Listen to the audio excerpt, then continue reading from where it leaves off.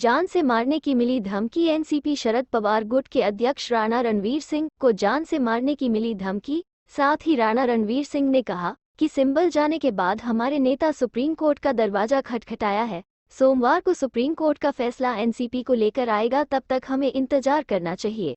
MA news live के लिए विशाल वैभव के साथ नीरज कुमार की विशेष रिपोर्ट पटना से। क्या कुछ पूरा मामला है? आज राष्ट्रवादी कांग्रेस पार्टी शरद चंद्र पवार का मैं प्रदेश अध्यक्ष राष्ट्रवादी राणा रणवीर सिंह, रोज की तरह आज भी मैं पार्टी कार्यालय आया और काम करने लगा। उतना ही में कुछ लोग जो अपने आप कहते हैं कि मुझे अजीत पवार ने अध्यक्ष बनाया है, वो पार्टी कार्यालय में बाजबरदस्ती घुस गए।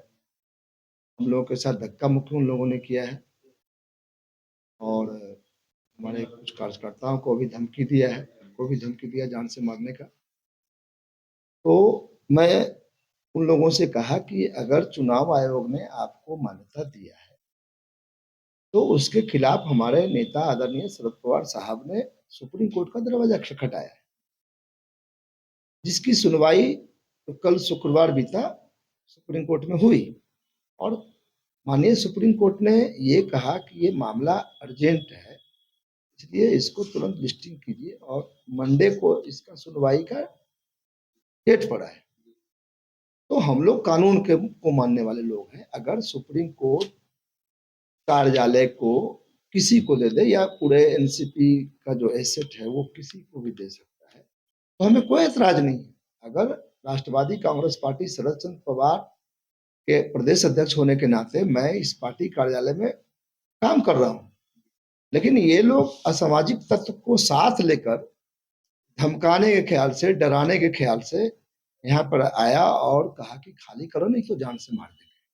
हम लोगों ने कहा कि भाई आपको चुनाव आयोग ने आदेश दिया है, लेकिन हम लोगों ने सुप्रीम कोर्ट का दरवाजा खटखटाया। अगर सुप्रीम कोर्ट आदेश दे देती है तो हमको कोई ऐतराज नहीं है। आप अपना जिसके फेवर में आदेश देते सबको मानना चाहिए, मेरा ये कहना।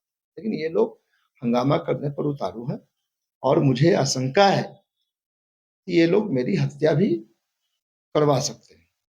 राहत कादरी के नेतृत्व में जो अपने आप को प्रदेश अध्यक्ष कहता है अजीत पवार गुट का, उनके साथ दर्जनों लोग आए पार्टी कार्यालय में और उनको धमकी दिया। तो हम लोगों ने कुछ नहीं कहा, हम लोगों ने प्रतिकार नहीं किया। हम लोग रोज की भांति जैसे यहाँ काम करते थे उस तरह से काम कर रहे हैं।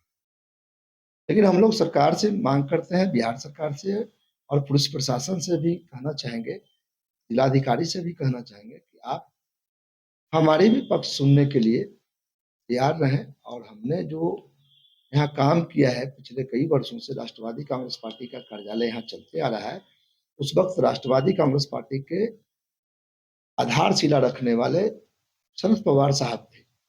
आज भी राष्ट्रवादी कांग्रेस पार्टी का जो भी एसेट है पूरे देश में वो शरद पवार साहब के नाम से, शरद पवार साहब के आवेदन पर ही प्रदेश कार्यालय हुआ, चाहे राष्ट्रीय कार्यालय का आवंटन हुआ। अब सरकार अगर निर्णय लेती है कुछ भी तो हमको कोई ऐतराज नहीं है। सरकार का निर्णय हुआ कि नहीं हम किसी को पार्टी ऑफिस नहीं देंगे, तो हमें कोई ऐतराज नहीं। लेकिन सरकार ने शरद पवार साहब को दिया था पार्टी कार्यालय, अब चुनाव आयोग ने पार्टी अजीत पवार को दे दिया है, लेकिन उसी के खिलाफ तो हम लोग सुप्रीम कोर्ट गए हैं। सुप्रीम कोर्ट का निर्णय आने तक तो हम लोग ऐसा स्थिति बना ही रखना चाहते हैं। लेकिन राहत कादरी के नेतृत्व में जो दर्जन भर लोग आए हैं वो मारामारी पर उतारू है और खून खराबा करने के लिए तैयार है, धमकी दे रहे हैं क्योंकि यहाँ से भागो नहीं तो तुमको जान से मार। कहना है कि राहत कादरी कहना है कि चुनाव आयोग ने जो है सिंबल घड़ी छाप जो है अजीत पवार को दे दिया है, तो इसलिए जो है ये हमारी है और हम लोग आज अपनी प्रदेश कार्यकारिणी की बैठक बुलाई है। इसकी खबर हमने प्रशासन को पहले से दे रखी थी। तो प्रशासन को खबर देने से पहले एक बार आप सुप्रीम कोर्ट के आदेश को तो आ जाने देते। चुनाव आयोग चुनाव चिन्ह फैसला करती है, डिसाइड करती है। चुनाव आयोग किसी पार्टी का रजिस्ट्रेशन करती है। चुनाव आयोग का काम है चुनाव करवाना। चुनाव आयोग का काम है सिविल मैटर पे दखल नहीं देना, संपत्ति पे दखल देना या किसी भी प्रकार का आदेश पारित करना। अगर चुनाव आयोग ऐसा आदेश पारित किया हो कि भाई ये सारी संपत्ति आज से अजीत पवार की हुई तो हमको कोई ऐतराज नहीं है। लेकिन उसके खिलाफ में भी, चुनाव आयोग के आदेश के खिलाफ में भी शरद पवार साहब ने सुप्रीम कोर्ट का रुख किया है। अगर सुप्रीम कोर्ट का फैसला आ जाए तो हम दोनों पक्ष को मान्य होना चाहिए, लेकिन कोई दादागिरी करके, जबरदस्ती करके, खून खराबा के बल पे चाहेगा कि कार्यालय हम कब्जा कर लेंगे, तो ये तो मैं नहीं हूँ। राहत कादरी तो का कहना है कि वो आपको जानते भी नहीं है कि आपको, अब वो नहीं जानते हैं, ये उनकी गलतफहमी है। राष्ट्रवादी कांग्रेस पार्टी शरद पवार के अध्यक्ष मैं पिछले 2022 से हूँ।